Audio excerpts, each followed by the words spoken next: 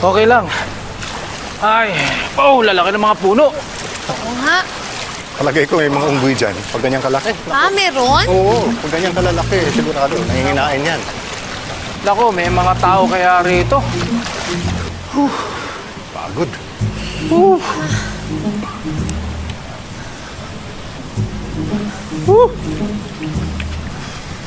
Tao ba rito?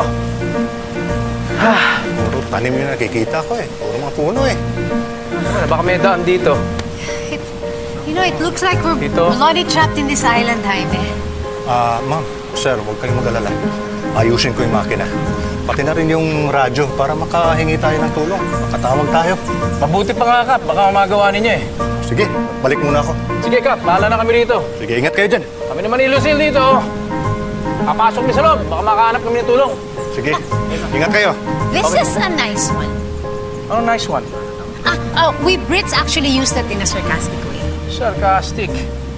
Okay, ganito gagawin natin. Papasok tayo dyan. Baka may mga tao dyan makahingi tayong tulong. Okay? Okay. Okay. Tao po! Uy, Jaime, wag mo ko iwan. May tao ba rito? Nasiraan kami! Tao po! Tao po! Tao po! Uy, Jaime, hintayin mo ako.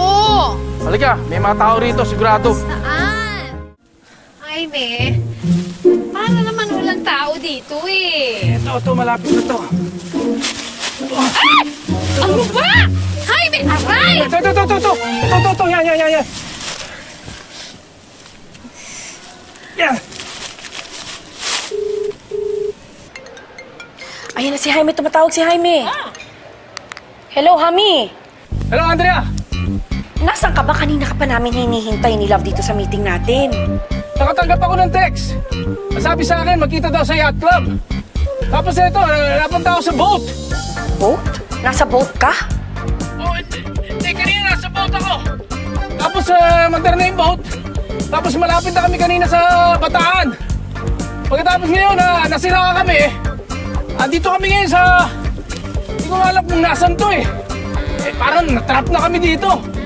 Natrap kayo? Teka, sinong kayo? Sino ba kasama mo?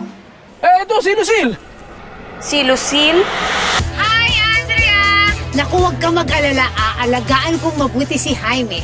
Lucille, hindi mo kailangan alagaan si Jaime dahil kaya niyang alagaan ang sarili niya. Hello, Andrea! Andrea! Andrea, narinig mo ako! Hello, Lucille. Lucille, nasan si... Lucille, kailangan kong makausap si Jaime. Hello? Nawala. Okay lang yan. At least alam niya na yung sitwasyon natin. Hindi na siya masyado mag-aalala.